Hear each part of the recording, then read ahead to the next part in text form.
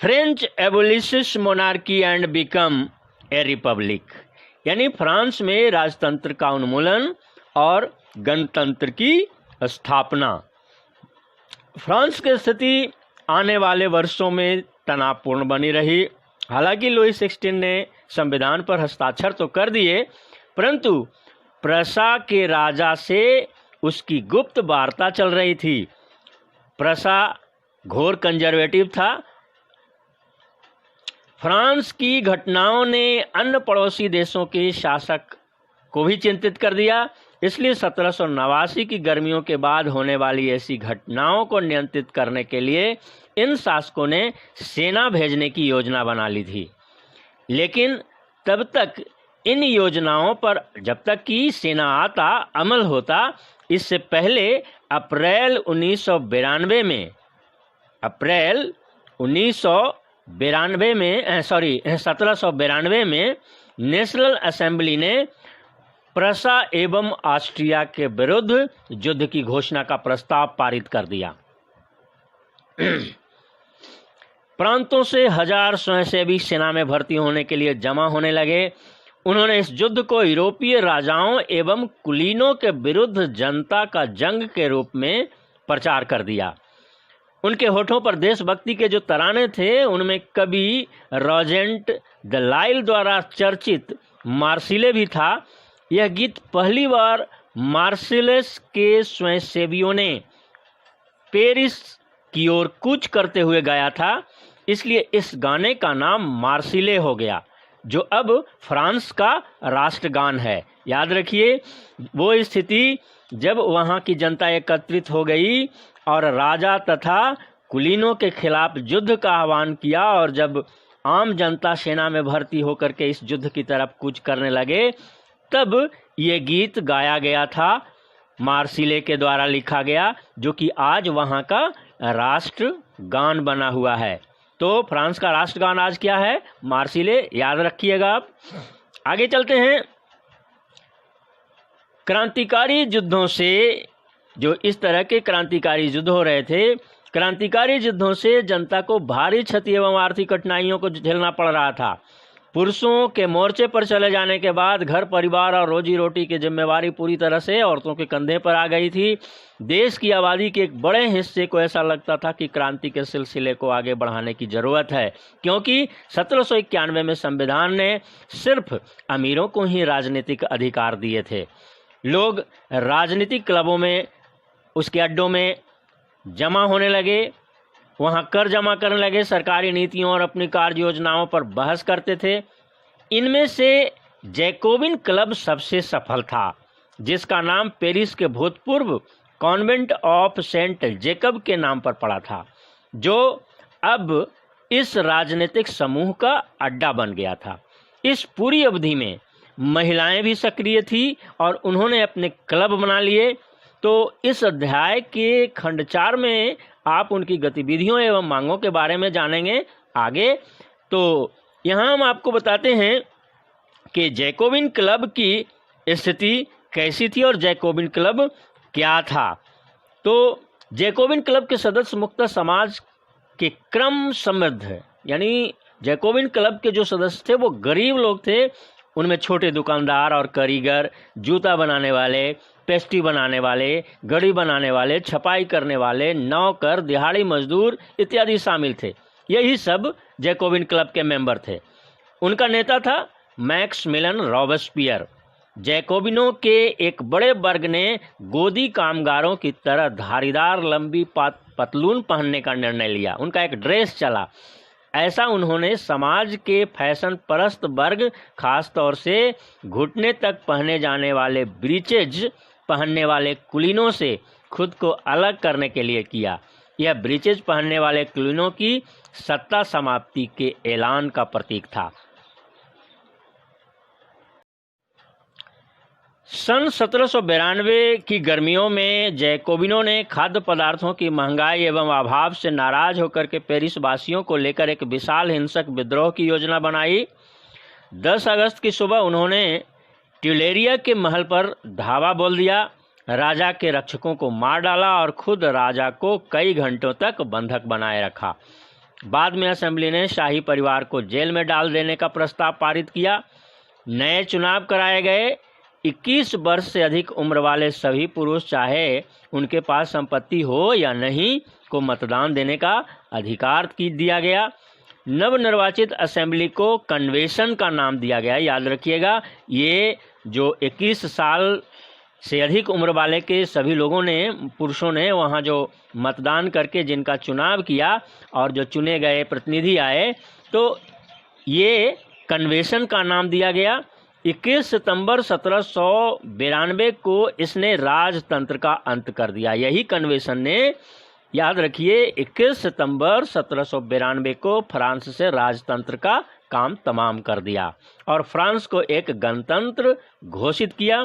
जैसा कि आप जानते हैं, गणतंत्र सरकार का वह रूप है जहां सरकार एवं उसके प्रमुख का चुनाव जनता करती है। यह वंशानुगत राजशाही नहीं है। यहाँ पर आपको जानकारी होगी कि आज बहुत सारे देशों में गणतंत्रता है और जहाँ पर कि किसी भी तरह का कोई वंशानुगत हेरेडिटरी शासक नहीं है। तो लुई 16 की यहाँ पर एंड हो जाती है, समाप्ति हो जाती है। याद रखिएगा, लुई 16 के शासन को समाप्त करने वाला कौन था?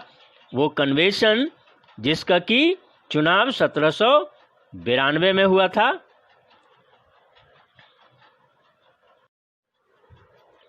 आगे है द रीजन ऑफ टेरर, आतंक राज।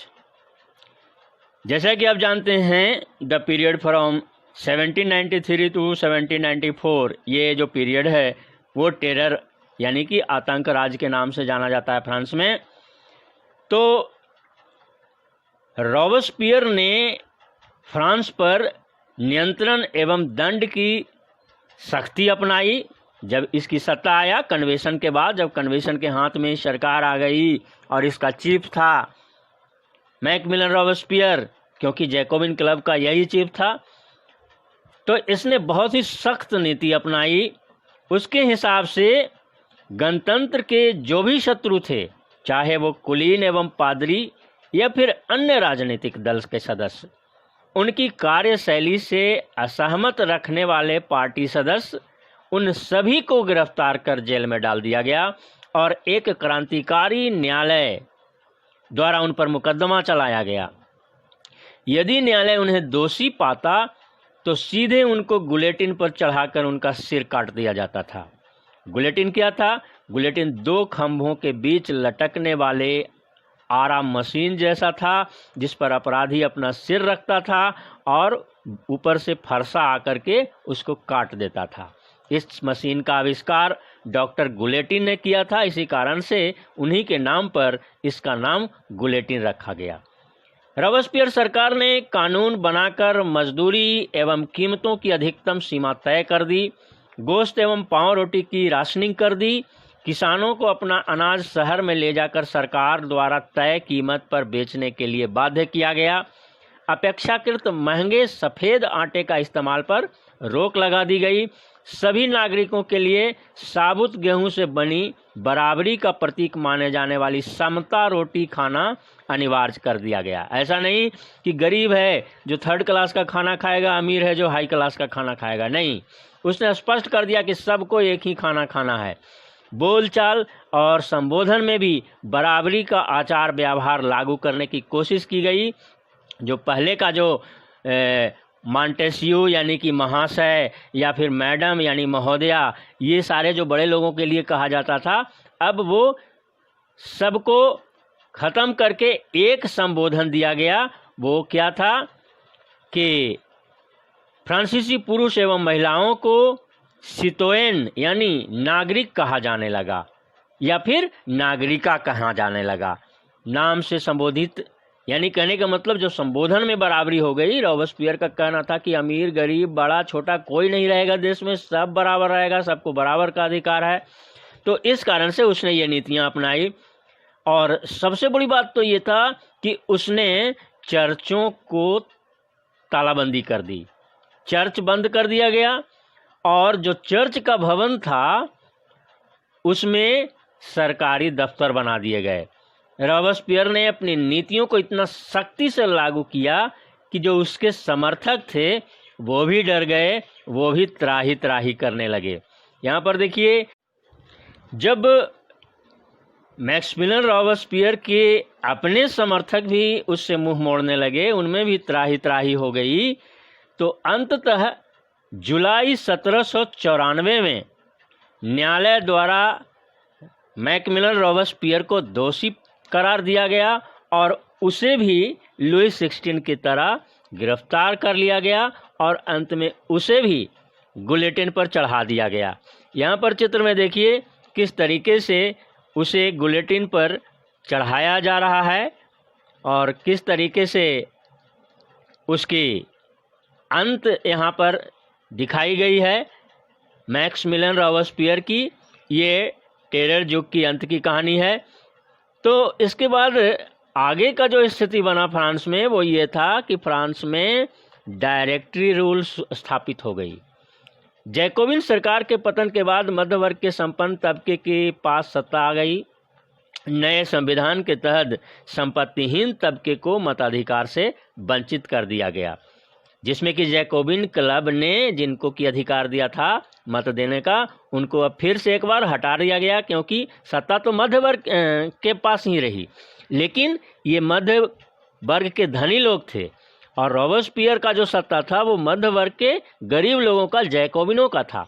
इसलिए उसने जो है सबको मताधिकार दिया था जो 21 साल के ऊपर के हैं पुरुष को, जिससे कि ये मध्य वर्ग जब इसके हाथ में सत्ता आई तो जैकोबिनों को सत्ता से मतलब वोट देने के अधिकार से हटा दिया गया। इस संविधान में 2 चुनी गई विधान परिषदों का प्रावधान था। इन परिषदों ने 5 सदस्यों वाली एक कार्यपालिका डायरेक्टरी को नियुक्त किया। इस प्रावधान के जरिए जैकोबिनों के शासनकाल वाली एक व्यक्ति केंद्रित कार्यपालिका से बचने की कोशिश की गई, लेकिन डायरेक्टरों का झगड़ा अक्सर विधान परिषदों से होता रहता था और तब परिषद उन्हें बर्खास्त करने की चेष्टा करती थी। डायरेक्टरी की राजनीतिक स्थिरता ने सैनिक तानाशाही नेपोलियन बोनापार्ट के उदय का मार्ग प्रशस्त कर दिया।